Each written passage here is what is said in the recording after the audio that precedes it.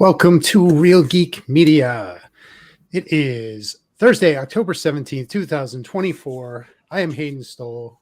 We're here with Christopher Michael Blake and our special guest this week, Rocky Digati from Macabre World Podcast and Darker Arts Studios. Hello. Happy to have you here this week. We are going to talk about Pulp Fiction this week. But before we get into that, Rocky, Christopher, what's new? Hayden, I can tell you that it's getting colder outside because I have icicles growing on my balls. It's getting very chilly out there, and I know this weekend's supposed to warm up, but it's getting frostbite down there. It's too cold in the mornings. Yeah, it really is. Anybody brings up a witch's tit, I got two of them. There you go. You know what, though? You guys are soft. I'm telling you that right now. You're soft. Because I'm originally from New England. I'm from Bristol, Rhode Island. And what New Jersey thinks is winter and what is actually winter, two different things. Yeah. That's what they say. Like when we see the past couple of years where Atlanta would get all this snow and it would be like a dusting and they would just forget how to drive and everything. So, yeah, it's funny. Well, one of the things I remember folks from like non-wintry areas asking me, like, wow, have you ever driven in a blizzard? Well, absolutely, all the time. What's the scariest thing you can see in a blizzard? Well, first, you don't see anything in a blizzard, but what's the scariest thing you see in a blizzard? Florida plates. Yes, 100%. Behind that guy. Or New York. 100%. Or New York. They're the worst 100%. Drivers. Yes, I think it depends on where you're in New York. I think Manhattan drivers and the rest of New York need to be separated. They love the left-hand lane. They really love it. God. They really love it. And that lane's not for everyone, but they seem to find their way into it frequently. Yeah. So let me ask you. You know what a quarter pounder is called in Europe? With or without cheese. Look at the big brains on Rocky. So look, this Le Royale. Oh yeah, this week is the 30th year anniversary, right, for Pulp Fiction? I believe it's this week. Yes. Yes, it is this week, and of course, Bruce Willis, of course, has dementia now, right? He's not doing so well. It's really a shame. Yes. I mean, he's one of the actors I grew up watching, and he really does a South Jersey native. Oh, yes. Who can forget his song that he came out with? I forget the name of it all of a sudden, but it was. Who could forget? I forgot. I forget what it was. But he had that crazy song he was singing. I mean, back in the 80s, it was pretty good too. Bruno something. Yeah, when he was on all those Seagram's wine cooler commercials. Is that right? I totally forget that and Moonlighting. But I mean, he was such a really good actor. Yeah, he was such a really good actor. And I did. Yes. Yeah, it's sad what's going on with him now, but like he shaped like that part of the action hero of my youth as well. So it's like, when you see him show up in this, and before we get into any of that, like, it's it was nice to see him in this where he's sort of like the underdog in this, and he's not like the the typical action hero. He needed a lot of luck and things to roll his way for some of the things that went down in the movie. He's definitely lucky he wasn't it. Yeah. Yeah. I love the conglomeration of anti-heroes in the movie. Yes. Oh yeah. Yeah. Yes. It's interesting because I guess the story goes how he got into the movie. Are you guys aware of how he got into the movie or no? Tell it. Not at all. So he was I believe he was watching football, and Tarantino showed up, and he told Tarantino, "I read your script, and I really want to be in this movie, and I want to play the role of Vincent Vega." And Tarantino's like, "I can't give you that role. Read the script over again and let me know." And he reads it, and he goes, "I really want to be in Vincent Vega. That's the role I really, really want to do." He's like, "No, I can't give you that role. It's already promised to Travolta." Read it over again, and what would you think about playing the boxer? And that's when it kind of clicked that he was going to play that role. Yeah.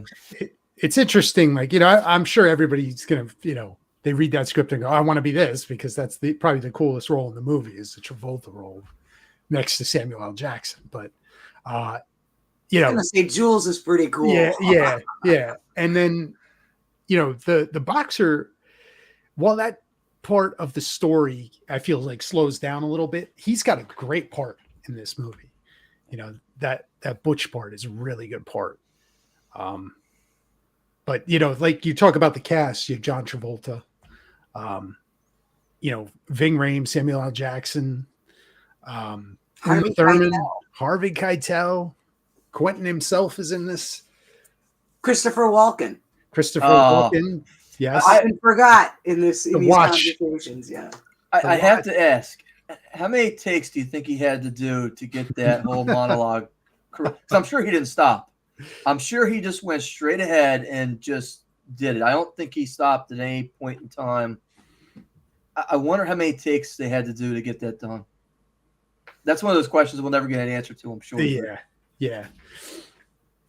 And it's a really cool movie. Like, I was not familiar with Tarantino when this came out, right? This was 94. Mm-hmm. And, at that time, I wasn't kind of veering into this type of genre, right? I was more like action, horror, So when I got to college is really when I started to appreciate this and Reservoir Dogs and really kind of get into Tarantino. And I think maybe one of the first times I saw this movie was with you, Christopher, in college in the dorm rooms. I take full responsibility. Yeah. For that. Yeah. So I could blame you for my whole Tarantino library that I have now. So, it was definitely like, it looks like a talky movie. And then you actually watch it. It's like, oh man, this is really good dialogue. These are really interesting stories, and they all kind of cross and converge. And, it's like shades of gray. Like you had said, Rocky, a lot of really cool anti-heroes. Yeah. And I thought that was cool because, they're all, you could root for, even though they kind of cross each other at some points, like Butch and Vincent, you kind of like both of them, and you're just like, oh man, this is not going to go good for one of them. And, it's a terrible way to go in the bathroom, but like Elvis. Yes. I think my favorite scene now, let me just interject the one thing when you're talking about deaths on the toilet, and that's a pretty, common thing. I think my favorite scene from The Sopranos is when they're at I can't remember the name of the character, but he was like a captain and he dies. It's how Christopher was able to get Gigi. Yes. Gigi. Yes. Thank you. Yes. But now my last name is Digati, and I grew up, my dad's family is Sicilian. And I remember this scene where they're at Gigi's funeral and all the guys are up against the wall standing around in their suits, there's Stevie shrugging and, Silvio shrugging and everything. And I always thought that throughout the entire series, Paulie Walnuts was like the Greek chorus of The Sopranos. Whenever he came in with it.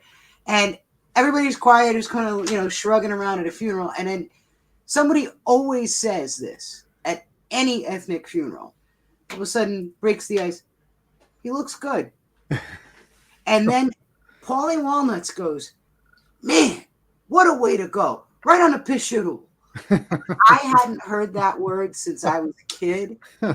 And that pretty much flattened me for about an hour. Great. But what is a movie without a good toilet death? There you go. Not wrong. Hayden's Game of Thrones had it too. Oh yeah. Tywin Lannister. Yeah. What is the bottom rung of the toilet called? The bottom rung. There's a rung? Yes, it's here at Real Geek Media. It's called our advertising department. So we have to interject now, right? We got to do some commercials, and we're going to promote you. But the first is, if your business is looking for an affordable way to gain and attract new clients, Real Geek Media Entertainment is now offering sponsorships on their podcast and website.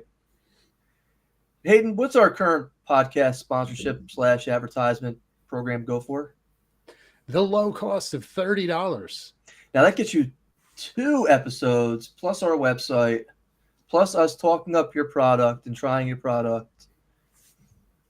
$30 for something that's going to be on YouTube forever. Hey, Rocky, did we tell you we're famous in Russia? I'm big in Europe. Oh, wow. Really? Now, buddy, I'm big everywhere. Come on. We're going to shift now. We're going to just kind of talk. But if you wanted to advertise with Real Geek Media, you go to www.reelgeekmedia.com. It's realgeekmedia.com. Check out our website. You enjoyed our podcast. You enjoyed our humor. This is for you. Rocky, you were just mentioning you're big in Europe. Now, you run the Macabre World podcast. I do. I said I'm big in Europe. I'm big everywhere. I don't mean big as in like famous. I mean big as in I take up a lot of space. That's not true. You lost a lot of weight, though, right? You lost. I did. How much did you lose? 110 pounds. Good for wow. You. Good for you. Congratulations. 370 if you count the biggest life improvement I had. But anyway. Understood with that one. Yeah. Now that's all based off the Darker's Art Studio, where correct. You do interviews, arts, culture. I know I was a guest on your podcast. Anything that's a little dark, strange, unusual, anything curious about this world. We've talked to folks. I talked to Nico Clos, the vampire of Paris, who is noted for being a convicted murderer and cannibal. Wow. And also remarkably polite. And there's some fun quips in that episode because I treated that with the reverence you might imagine. I've had the pleasure of talking to a dear old friend of mine. I'm from Rhode Island. I was a member of the Atlantic Paranormal Society when we all met at a Starbucks in Warwick, Rhode Island, before there was a TV show and everything. And I had a chance to get Carl Johnson from Taps, I used to call him and his brother the Demon Twins because they were identical twins, Carl and Keith Johnson. And Carl was a pretty scintillating guest. He had a lot of great information, and he and his brother were the first on the scene to investigate the Conjuring House back in the 70s. So he had some great stories to tell. I've had folks from Paranormal caught on camera. I've had Brian Cano on the show, and Dan Sturgis has been on twice. And I had a chance to see his stuff, his tour over at the Merchant House in Manhattan. It's been a lot of fun. I had a chance to talk to authors. I've had a chance to talk to actors, and a little bit of everybody. I think the cannibal was definitely in his own category. And but something interesting about Nico is that he has reformed himself and is now doing through art. And Darker Art Studio is really in its essence about art. I'm a professional musician. I'm also a professional artist. I do fine art as well as what I'm noted for. But Darker Arts, of course, is noted for human bone jewelry. Now, you had the number 7 podcast for horror at one point. Is that number got to number 5 or 4? Or? No. Not yet.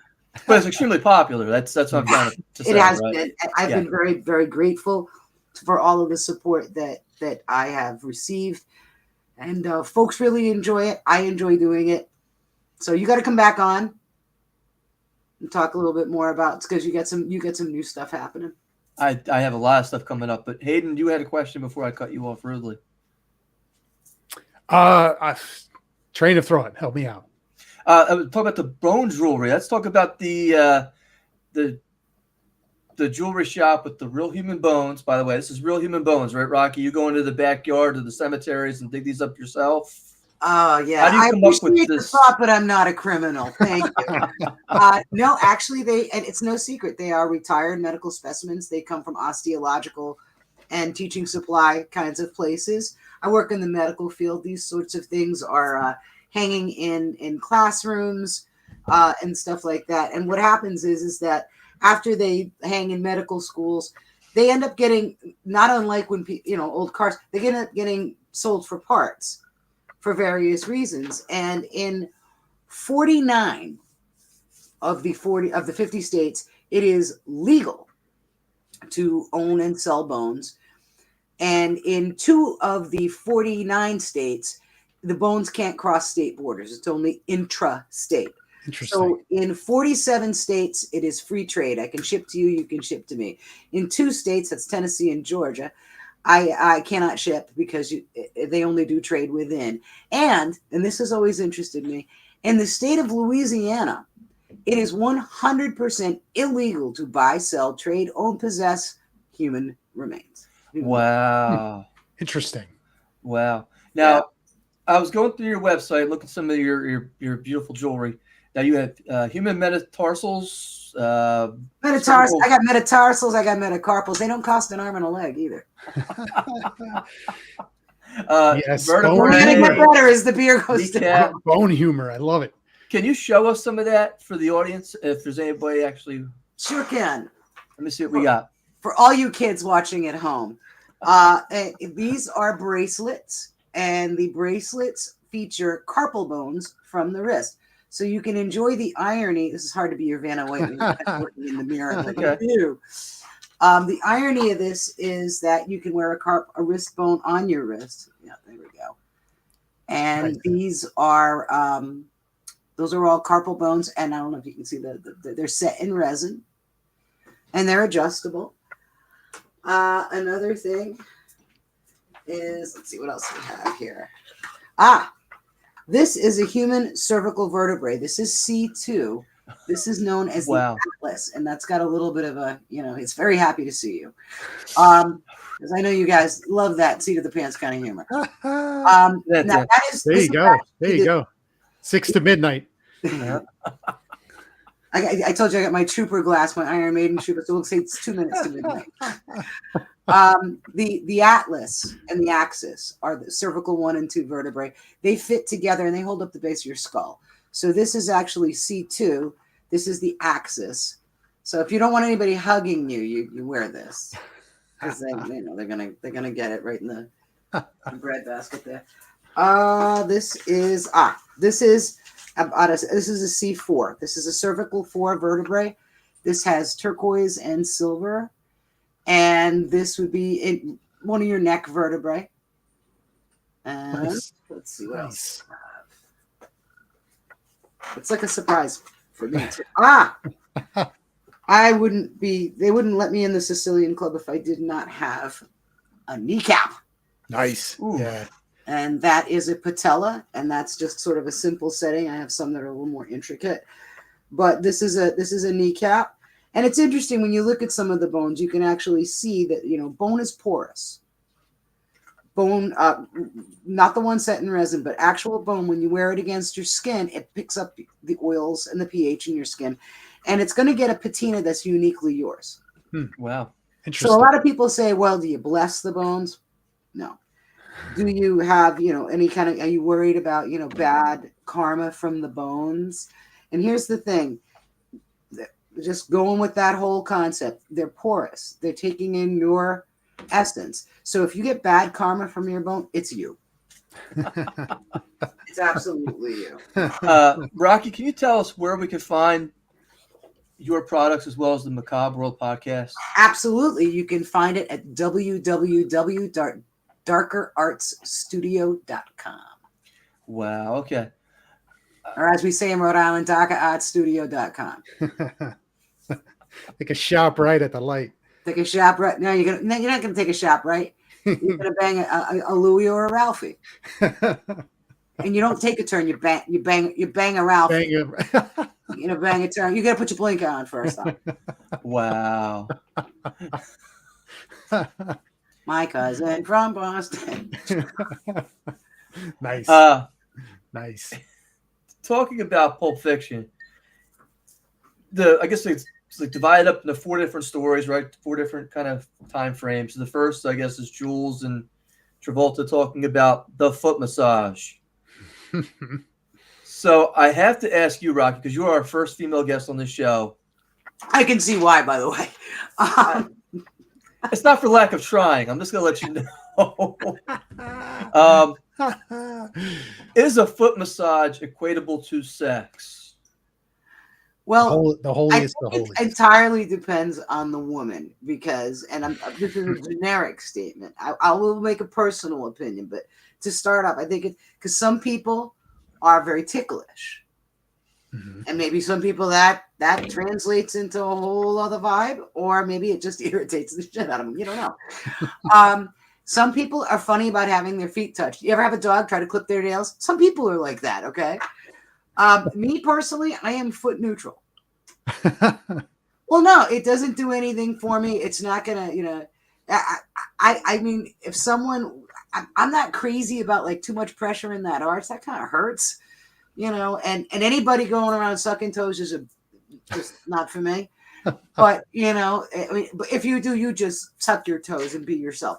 But for me, not so much. No, you want to get me, it's a neck massage. But yeah, I get that some people would probably get very turned on by a very I guess capable foot massage. I don't know. Noted foot massage artist Tony Rocky Horror. Is there any doubt that Tarantino has a foot fetish? No, I mean, there's several of his movies. There are feet prominently displayed. I can think about Once Upon a Time. There's Margot Robbie in the movie theater. She's got her feet. Kill Bill. In this one, you got Uma Thurman running around on the stage. I thought he had an ear fetish. I gotta say, it's a foot fetish. I mean, he's even talking about this fetish in this movie. That's just my opinion. What was the Dusk Till Dawn? Dusk Till Dawn was a big one. Yeah. Yes, I mean, granted, he didn't write that, but I mean, I got to tell you, I'm straight, and I got any kind of fetish Selma Hayek wants. She is so cool.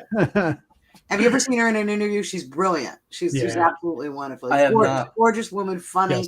Yes. Yeah, she's the total package. So sadly, I'm straight, but if I wasn't, that's where I have to have my celebrity crush. I love her. I think she's great. I think you picked a winner right there. Oh God, yeah, absolutely. Yeah, man, definitely. But yeah, I agree. I 100% believe that he's got that thing on full display, and when they talk about this is what the catchiest thing for me, and I think the thing that really caught me by surprise the first time I watched this is just how good Tarantino does dialogue, and and there's so many quotable lines that they just stick with you, and you still quote them back to this day. You could say "Bring out the Gimp," you could say all these other things, Royale with cheese, Ezekiel 25:17, and you could just do the whole spiel. The righteous, yeah. I think it's whenever somebody says, "Are you okay?" I just want to look at him and go, "No, I'm pretty far from okay." Yes, 100%. But that's it really caught my ear and my eye. Just the first time I saw it, I thought, "Wow, this is pretty cool." And then Christopher's like, "Oh, let's watch Reservoir Dogs," and I'm like, "Okay, let's watch that." And so we go down the rabbit hole. Next thing you know, we're going to see From Dusk Till Dawn, and all those.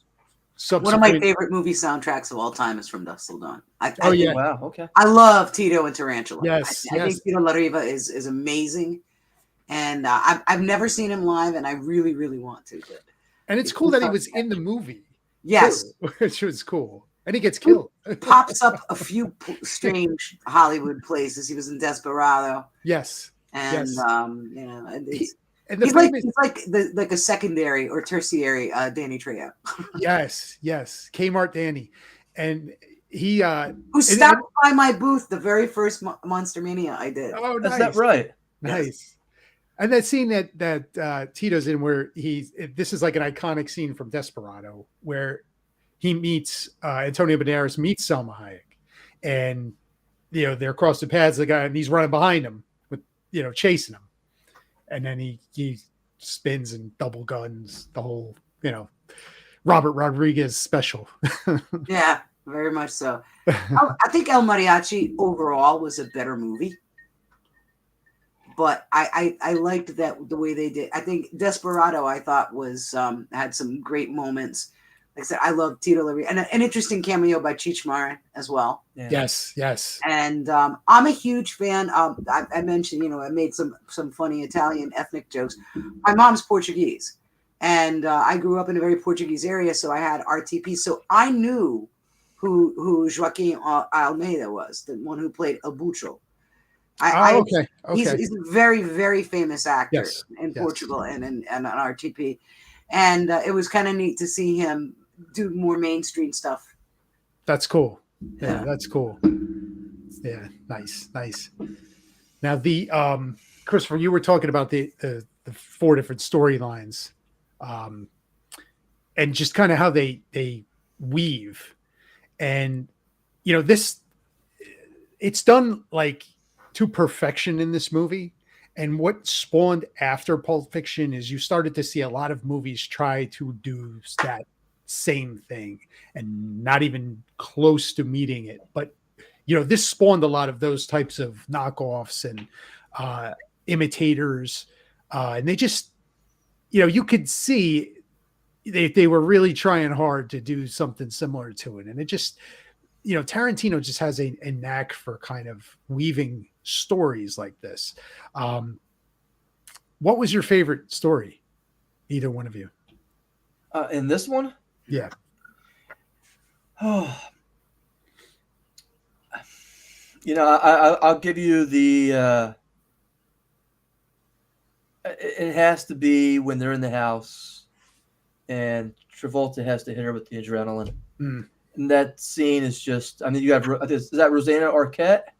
Rosanna Arquette. With all the piercings, and she's like enjoying the it. Shit in her face. And but she's like enjoying this. It's like a Friday night out. It's like, I want to see what happens. And you got Eric Stoltz, who's like, I got from my black book, and where's it at? And I need to shout out Bronna Gallagher. Yeah, she was the. I think technically I say Gallagher. Bronna Gallagher, who a lot of people recognize her, but they don't know why. She was in The Commitments, and she was Bernie in The Commitments, and I thought that was a really fun place for her to show up. Nice. I know who she was, yeah. But that for me, I guess they had to film that scene where he gave her the adrenaline in reverse. Oh, yeah, okay. I had no idea. I found out later on, like everybody else, but they had filmed it. Yeah. It's funny you say that. I was actually talking with my wife about that. We were doing Pulp Fiction this week, and she had, she used to work in a movie theater, and when that movie was out, she had said a lot of people would get up and they couldn't take it. They would get up and leave because of that scene with the adrenaline shot, and you get that thud when it hits the chest, and people would just, nope, I'm done. I can't, I'm out. I'm out of here. But it's just not only that, it's the dance competition. You got basically John Travolta from Grease, doing the Jackrabbit Slim contest. You got the great soundtrack. It's like Urge Overkill doing Girl, You'll Be a Woman Soon. It's just the whole build up from the foot massage to this date. And then, hey, look, you're going to go out. You're going to be polite. You're going to drink your drink. You're going to go home. You're going to jerk off. And that's all you're going to do. And it's great. It's such a real guy dilemma, that moment, that type of moment. Yeah. It is 100%. And like it's nailed. And Travolta's great. And Uma Thurman is so good in that. And this is like really the thing for me that put her on the map. She'd been in like Dangerous Liaison. She's been in other things, but really this movie really for me just was like, wow, she's really good, and those scenes with the Jackrabbit Slims where they're just having a conversation are interesting. And like, it's just, that's a good storyline. That is a really good storyline. Don't be square. Rocky, what was your favorite part of the movie? I mean, in terms of the 4 stories. Oh, I'd have to say it was the wolf. Now, does anybody remember what his lady friend played by, what's her name? Julia Sweeney? Do you remember what her name was? I just saw the movie too. I just watched it yesterday. Yes, I did it over the weekend, and I can't for the life of me remember. I'll give you a big hint. Was it Al? No, Rocky. Oh, As in me, there you is go. Oh, was it? For her name was Raquel. Raquel. Yes. Say goodnight, Raquel. Yes. Good night, Raquel. That's what he said. Yeah. And I always thought that was cool. But I liked that they had this mysterious fixer character. But I think I would have to say that the most interesting full storyline, I mean, that was kind of more of a moment, is the boxer, is Butch. And it's not so much Butch himself, it's all the people he encounters. Yeah. I think that the cab driver is interesting. Yeah. She's very interesting. Mysterious she's getting off on like the whole like violence thing. Yes. And then he has this sort of like dopey French girlfriend. Oh man. But she's innocent. She's like an innocent, and she's so very sweet and very innocent. And I was looking at it all and I said, there's almost, and this is going to be a controversial comment, but there's almost a Passion of the Christ to it, of what he goes through, the people he meets, the trials and tribulations. I think there's very much, they're trying to give you like the greatest boxer story ever told. Wow. It's really, it's something. It's a throne fight, but he's prideful, and it's just like he even says it, like they keep underestimating you, and that is it. He really conveys that, like just through him sneaking around and the looks on his face. And when they get to the pawn shop, he realizes, all right, Marcellus is down there, but I could get away, but I got to stop what's going on down there. He's really like a character you can root for and you underestimate, but he just comes through every time. Really good character. Zed's dead, baby. It's not a motorcycle, it's a chopper. Yeah. Zed, his name escapes me. That actor, he pops up in so many little things too. Oh God, It's not more than Frank Whalen for sure, right? Well, Frank Whalen, he looks like Seinfeld at that scene in the apartment. Peter Green. Yes. Good job, Rocky. Yeah, good job. And he was in the other one that's jumping right to my head is Usual Suspects. Yes. As Redfoot.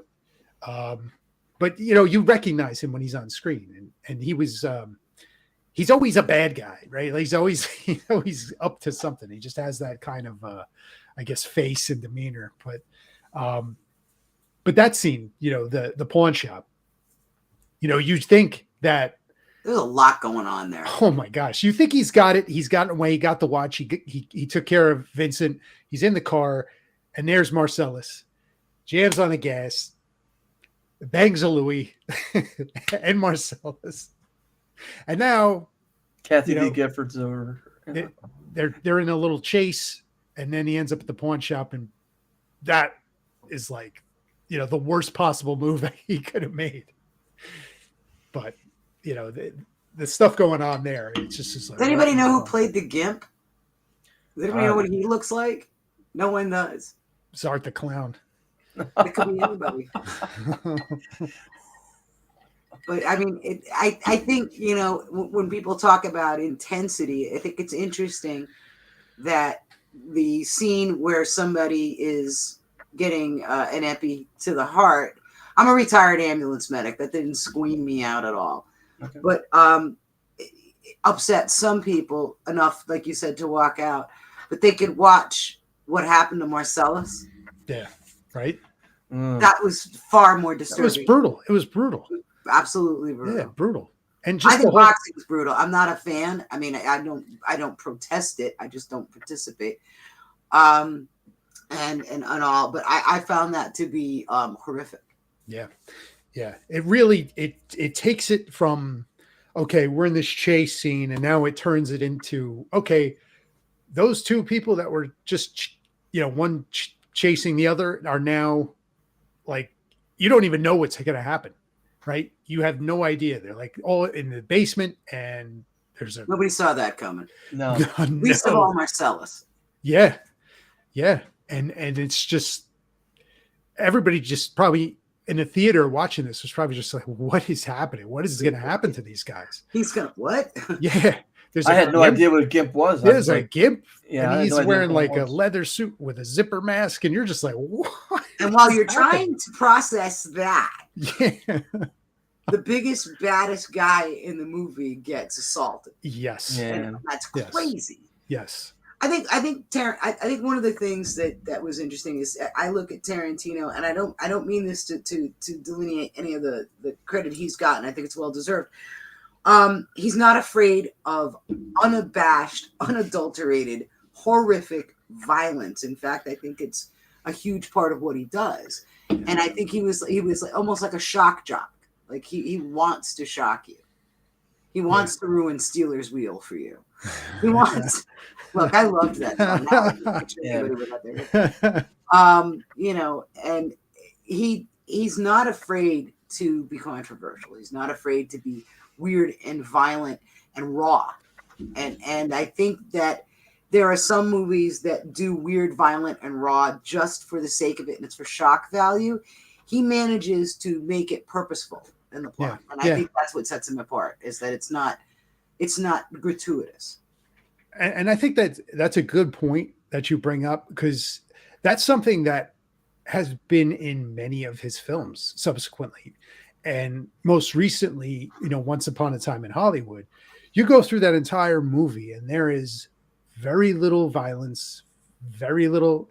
And then you get to that final act where, they show up to the house, and it just, in a span of like maybe a 5-minute scene, it's ultra violent and it's over.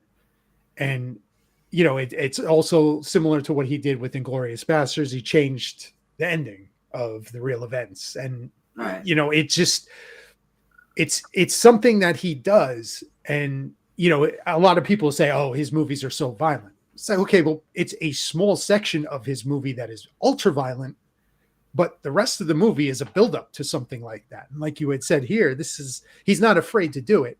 And, that's, it's meaningful when it happens, right? It's a mind game too, because I think Chris being a writer and is gonna, definitely want to chime in on this. I've dabbled in a bit of writing myself and stuff. When you're looking at plot structure, what you get people to imagine in their heads is 10 times worse than what you show them. And that's where I think Tarantino flips the script. He says, you know what you're imagining? I'm going to show you 10 times worse than that. It's the worst thing you can think of? Yeah, no. Here you go.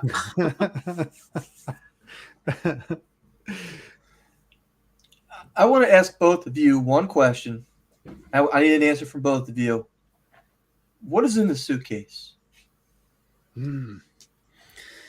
It's okay because nobody actually knows. Right. So if you want to give in your opinion, just there's no right or wrong answers. It's just your opinion. This is like, what is it, Repo Man? What's in the trunk? Yes, 100%. It's the Repo Man thing. It's almost like a nod to that, really. Yes. You open it up and there's the light coming out of the suitcase or the briefcase. This was one thing. Like, this was in college. This was, you recall, you go to the library or one of the computer labs on campus, and we would look, and some of the things that I would go there, it was like, what's in the briefcase, right? And you just start going down the rabbit hole. All these people have these theories on what this is, what's in the briefcase. It's Marcellus Wallace's soul, and he's got the Band-Aid on the back of his neck, and that's where his soul escaped, and it's in the suitcase, and it's 666 is the combination to the briefcase. There's so many things that it could be. And I was always stuck on, well, it's his soul, and you go down that route, and it's like, I don't know if it's really that deep, but the fact that it assign like a celestial thing to Jules and Vincent, then are they archangels then? Right? Like, it's gonna get strange. Yes, yes. And it's like, did he intend it to get weird like that, or was it just something he just wanted to leave out and let you make up your mind what it is? Because that's more interesting than what it actually is. For lack of a better term, I think it's just the mind fuck that is Tarantino. Mm-hmm. Well, it's true. That's his jam. That's what he tries to do. It's really funny. I had no such lofty thoughts when I saw that scene. I thought it was like gold bars or something. Right. Yeah. Yeah. I was like thinking, yeah, well, maybe that's gold bars. Yeah. And for anybody who has seen Repo Man, it's the first thing you think of when the light comes out of it. You're like, oh my God, Repo Man. Yeah. And I don't know. But what do you think, Christopher? I always just thought it was maybe a religious relic or something. You start with Jules on that religious kick in terms of the miracle that's performed. And Travolta's like, it's not a miracle, man. You need to kind of get off this. And he can't shake it. He wants to go wander the world, a la David Carradine. And Like Kane Kung Fu. Yeah, I mean. Oh, wow. We're going there. But I mean, that's Jules's, hey, this is like a significant event in my life. And Travolta says, no, it really wasn't. And what happens to Travolta next, if you go back into the time frame, obviously it wasn't shot that way, but he gets blown away because he sticks around. He continues to devolve and to stay with these people. And Jules was the one who was smart enough to walk away. That was the signal from God to say, hey, it might be time to move on. That's the way I have always kind of pictured it in my mind. Just, again, no right or wrong answers. It could be gold bars. I know initially in 94, that's what I thought was gold. Then I thought maybe it's something reflective. Like I didn't have a really like ethereal thought about it. I was trying to think like more physical and practical. Yeah, again, that's what I thought too at the time. And I thought maybe it's drugs, money. I could have been so many different things. And I just recently rewatching it. The first thing I thought was religious relic because of Jules's aversion to violence and what he does at the end to Honey Bunny and Tim Roth. He's like, hey, I really don't want to shoot you. I'm trying hard to be a better person. I'm trying to be more than just some cool phrase before I blow your head off. I want to shout out Amanda Plummer in that scene. Yes. Oh, she's so brilliant good. in everything. So good. And I think she's highly underrated. Yes. She is so annoying in that scene. And I just her voice still just grates on me. It's like, oh. But what's interesting is because that's the opening sequence is you meet, Tim Robbins, Amanda Plummer in the diner, and it's all dialogue, just talking, shooting the shit, having breakfast. And then they start going into, we'll rob it in a diner. Let's rob the diner. Let's get the wads. That was a good idea. Let's go through the wads. We made more money off the wads than we did the registers.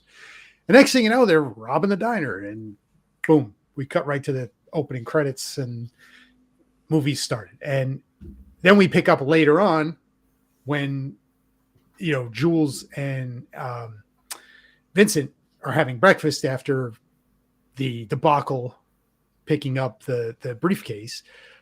And now our characters are crossing again, and we get a standoff. And, like Christopher was saying, Jules has his epiphany, and he just, listen, I don't want to resort to, I want to kill you.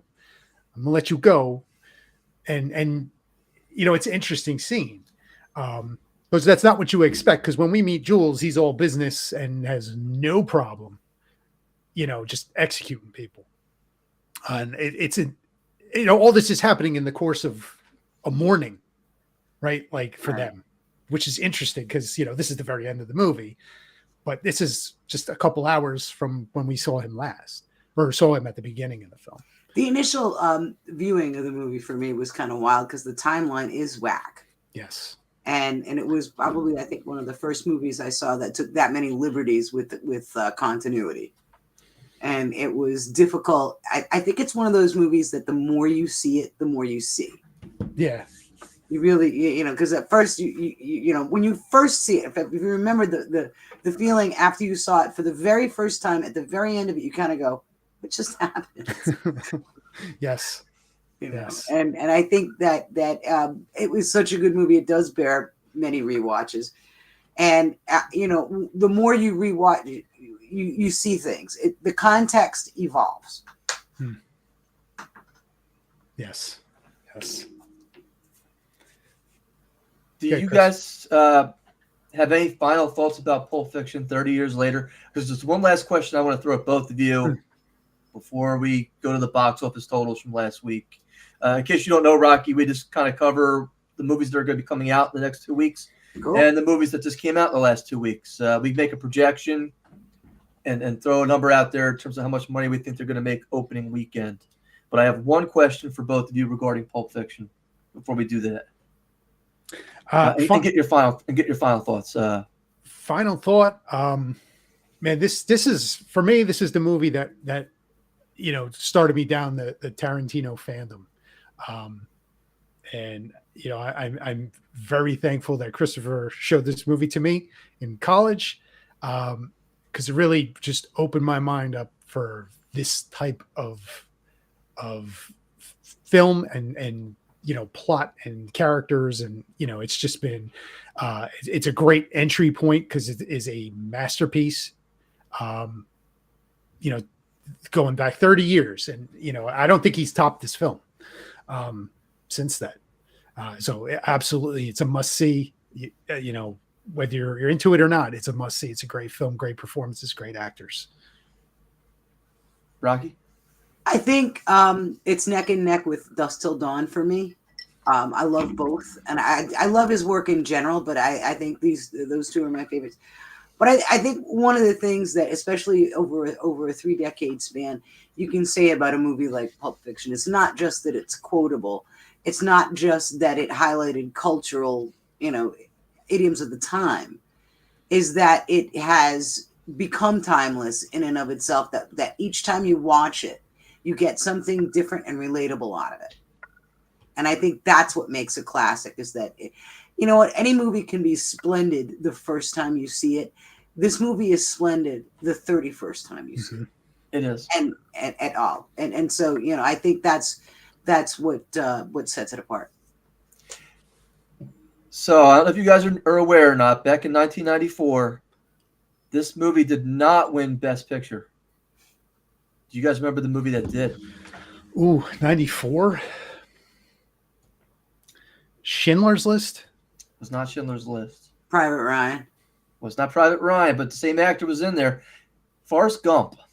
Oh, yeah. So my question to you both, is Forrest Gump a better movie than Pulp Fiction 30 years later? I'm going to say no. I watch Pulp Fiction multiple times a year. And I haven't looked at Forrest Gump in maybe 15, 20 years. So for you, Pulp Fiction is a better movie. Okay. Rocky? You want lobster, you want ice cream. You can't make that decision because they're two different things. I think these are apples and oranges. And I've always thought award shows were just crap anyway, because a lot of it seems to be very commercially motivated. I think a lot of art is subjective and that sort of thing. I mean, not that it isn't nice to receive awards, accolades, and recognition. It is. But I think a lot of it, especially when you get into that level and we're talking Hollywood and box office response and all that stuff, I think it all gets to be more political and commercial than about the art itself. I think both pieces, who's a better artist, Picasso or Michelangelo? It's apples and oranges. And for me, I can't really compare the two. I love both movies and I quote both movies. And I think just like Pulp Fiction, Forrest Gump is a movie I can see and get something else out of it the next time that I see it. And both had amazing soundtracks too. Oh, you're absolutely right. But for me, I think they made the right call back in '94. Forrest Gump is just the magical movie. You've experienced magic in that movie. And that's so hard for a filmmaker to do nowadays, that you don't get often enough going to the theater. It's hard to get people to go to the theater at all. I love going to the movies. I can't. I mean, I'm probably considering going to see Smile 2 tomorrow. I'm like, do I wait till next week or do I go tomorrow? I'm like, Well, I don't know. You got to look too. I mean, Forrest Gump made everybody feel good. Yeah. And you don't get that. Make everybody go, what? So I think some of that goes into those decisions too. Moving on to the box office, Hayden. We had 4 movies we reviewed for last week. We made guesses based on what we thought they were going to do. And the last 2 times I had creamed Hayden. Wasn't afraid to admit to it. I creamed them. However, this week, Hayden, you are the new box office champion. Nice. The first movie we reviewed was Joker: Folie à Deux. I said 20 million. You said 30. The actual opening weekend was 37 million. Surprising it was that much. That's a lot of puzzles. Oh, yeah. Terrifier 3 was the second movie. You had guessed 6.5. I guessed 8. We were both wrong. It came in at 18.9. Massive. The third movie, which we grossly overestimated, was The Apprentice, the Donald Trump movie. I had guessed 9. You had guessed 8. It actually made only 1.6. Wow.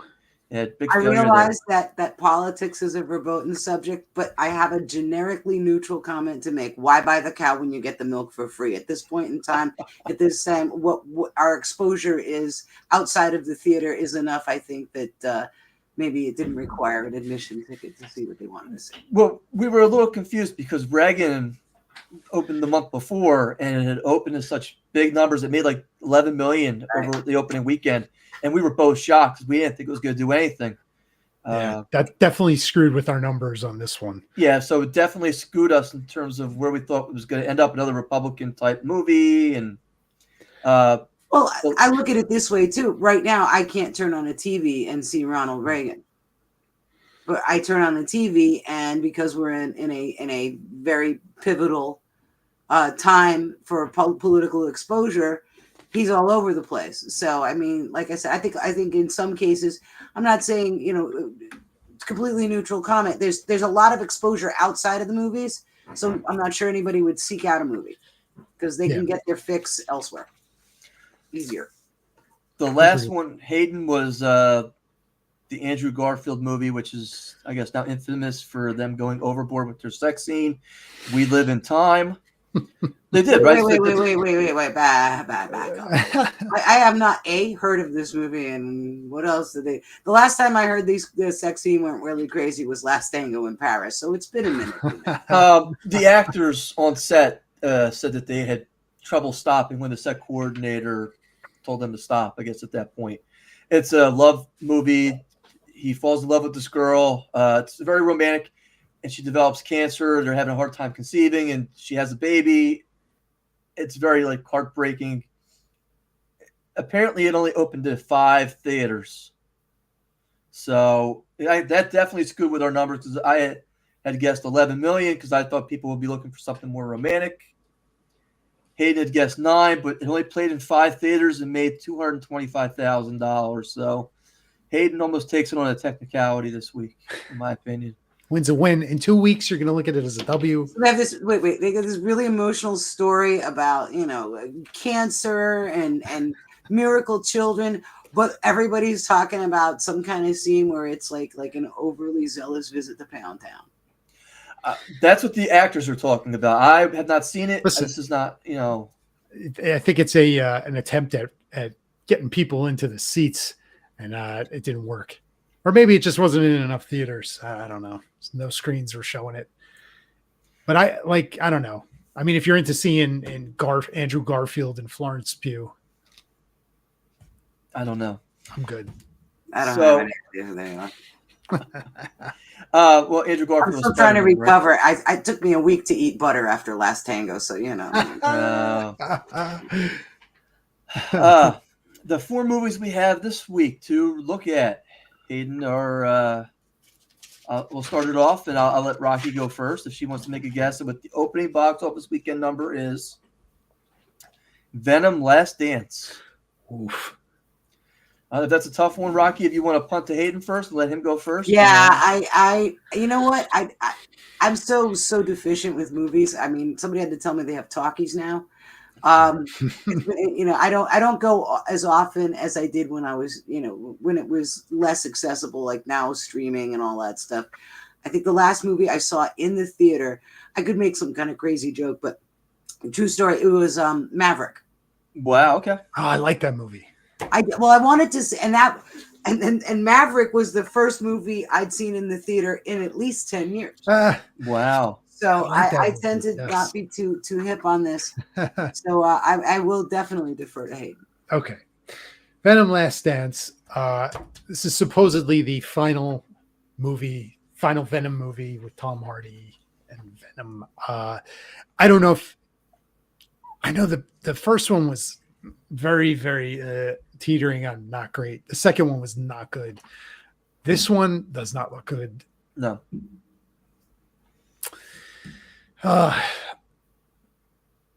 See, this could be another weekend where Terrifier just kind of builds up more money. I don't know. Nobody's going to see Joker. That's gonna be on digital in a week. Anybody come up with anything new recently? Because this is all stuff that's sequeled and rehashed and yeah.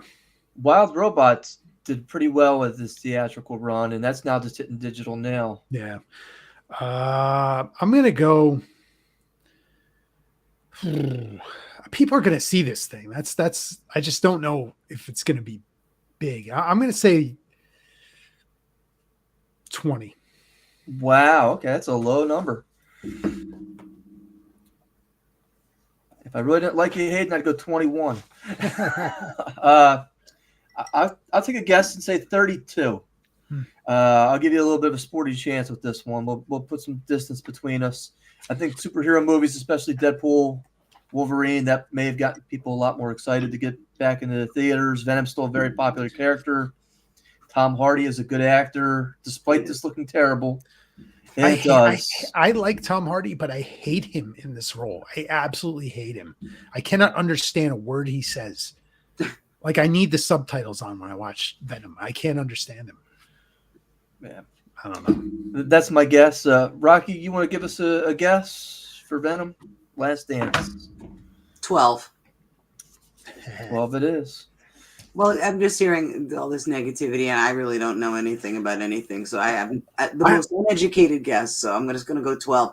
I want to lowball it just so you guys look good.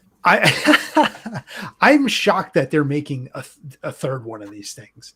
And do we know how much the second one made? I don't know. Let me see if I can pull it up. Let There Be Carnage. See, all right. See, Let There Be Carnage made $506.9 million. So they had to back up the price. So this one's going to make money. I don't know. The trailers don't do anything for me. I'm going to stick with my number. Okay. You'll probably win, but the second movie is the Ralph Fiennes Pope movie that's coming out. I don't know how many theaters this is going to be in. It could be a very limited production. This is called Conclave. It's very dry, kind of reminiscent of the John Lithgow in this too. I believe so. Yes, but very much plays Gary the older. Oldman, is he? I feel like this should be a Gary Oldman movie. What is this? Is that like is that like where they pick the Pope? Yes. Yes, Conclave. Oh, come on. Conclave starring Voldemort. It's like Vatican Fight Club. The first rule of Conclave, we don't talk about Conclave. They get together and they're slapping each other. Well, I mean, it just, I thought we saw this. Black smoke.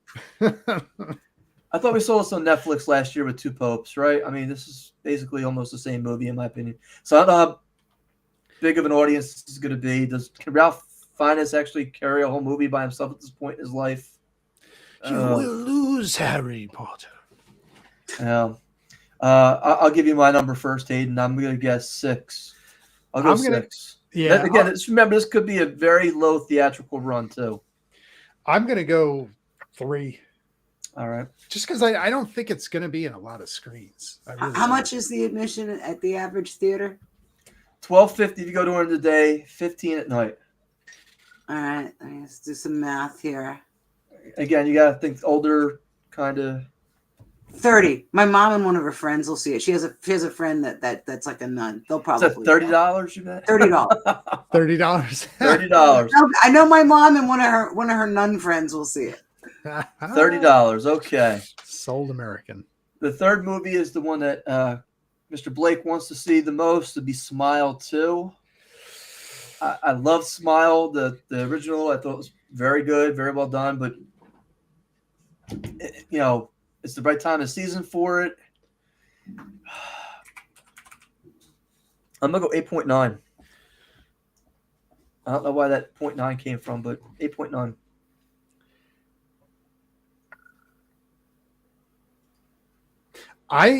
Here's the interesting thing with Smile 2. We're hot off of Terrifier 2 wrecking everyone at the box office. And this is another, the budget's like figure 20, 25 million. Lower budget horror movie, right in the wheelhouse, mid-October. I'm thinking you're going to see like 15 to 20. I'm going to go 17. Wow. Okay. Would that be $30 again, Rocky? No, I at least 45. I might go. I think that when you, especially with the horror franchises, Chris and I have done a few horror conventions together. While the average person may not be interested in it, there is a very dedicated niche to this sort of thing. Mm-hmm. And while some of these movies rather make hundreds of millions of dollars, I think there's at least a core number that they can almost depend on, because some of these people will go and see the sequel to whatever because they want to talk about how crappy it is. It's fair. So even when the movie isn't good, I think it gets some numbers because, like I said, it's part of this cultural underworld of horror fans who want to be able to discuss it accurately, and they want to be the first one to say it sucks or whatever the deal is. So I'm going to come up with a straight up 32. $32 or 32 million? 32 million. There you go. Movie. There you go, Rocky. The last one is the Tom Hanks, Robin Wright Penn movie. I believe that's her name. From here, it's going to be also premiering on digital on Apple, but I guess they're also doing a limited. Is that out already? It comes out, I believe, this week. Wow! If it's not this week, it's the week after. Have a Tom Hanks movie without triple digits. But again, this is going to be premiering on Apple. It's set into a family setting in terms of them using AI to make them younger and then advance their age, and it's not really them at this point.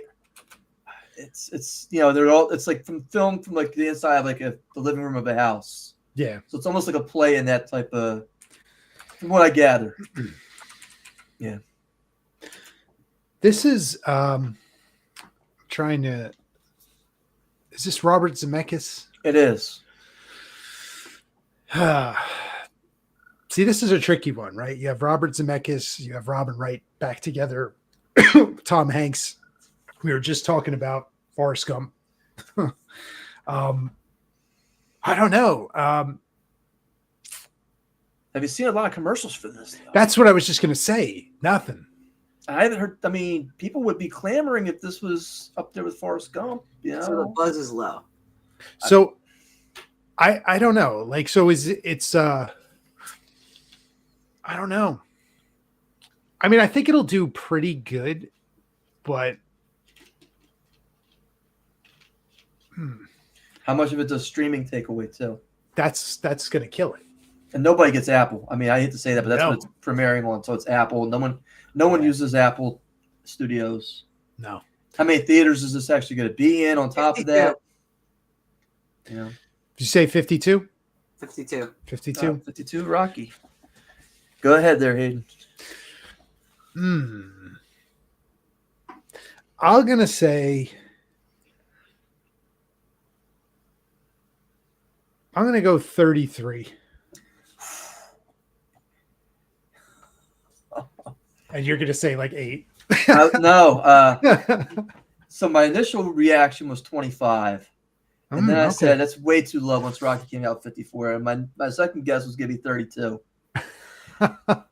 Yeah, and then you kind of ruined that when you said 33, and I'm like, oh, that really just it took the wind out of my sails. I almost want to bet like $1 at this point, just to be the Price is Right. Guess the final contestant there. There you go. I'll go 25. I'll stick with my initial gut reaction on this and say that maybe it doesn't play in as many theaters. Hopefully, yeah. That's a tricky one. Like, I really feel like if this was marketed more, it would. I mean, because Tom Hanks is a big star, right? And you're teaming back up with the people that you worked with in Forrest Gump 30 years ago. Like, that alone should be like, oh my God. People want to see them both on screen again. Yes. Even though it's a different story and different characters, they're favorites together. Now listen, if it ends and she has AIDS and gives him AIDS and has the kid, I'm going to be like Forrest Gump 2. Like, come on, Forrest Gumps. It's Jenny.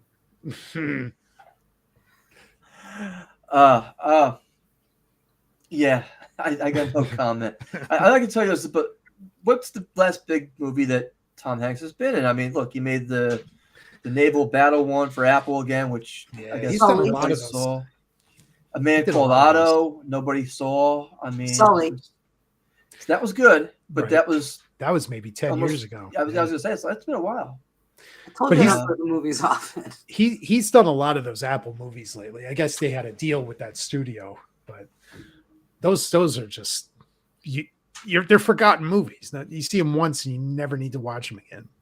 But that's movies today in general for the most part. Yeah. Which, bringing it back to square one, sets Pulp Fiction apart. Yes. You can watch it over and over again and get something out of it. Yes. Good point, Rocky. Yes. Tying it all together. Rocky, go ahead and give us a plug one more time before we call it a night here. Where can people find your podcast and where can people find your bone jewelry? You can find the Macabre World podcast as well as the Darker Arts Studio, home of the real human bone jewelry. You can find that at www.darkerartsstudio.com. And upcoming, if I may. Yeah, please.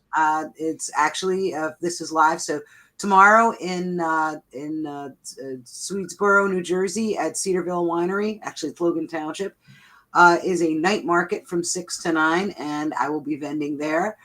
And for the big to-do of the spooky season, I will be at the Supernatural Soiree. I'm one of 12 vendors vending at the Supernatural Soiree. That's going to be on the Battleship, New Jersey.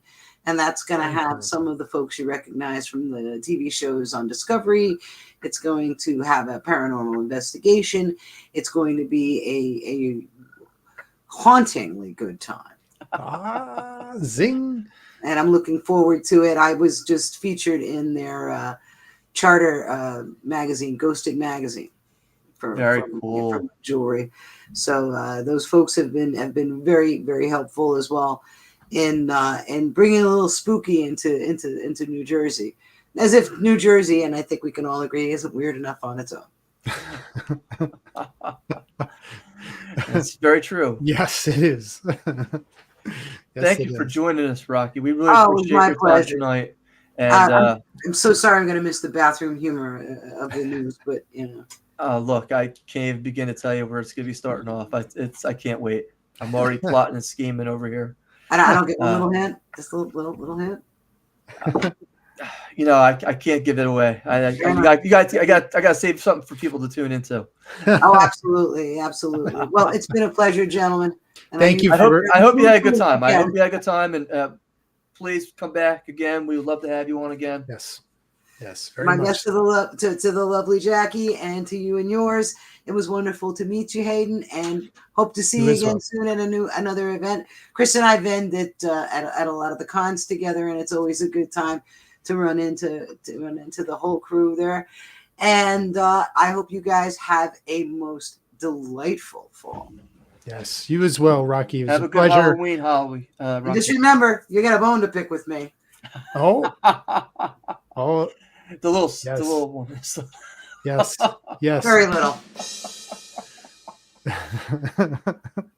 On that note, This has been Real Geek Media. Thank you for joining us for our Pulp Fiction review. Our special guest, Rocky Digati, author Christopher Michael Blake, and myself, Hayden Stoll. Everyone, have a good night. We will see you shortly with the news.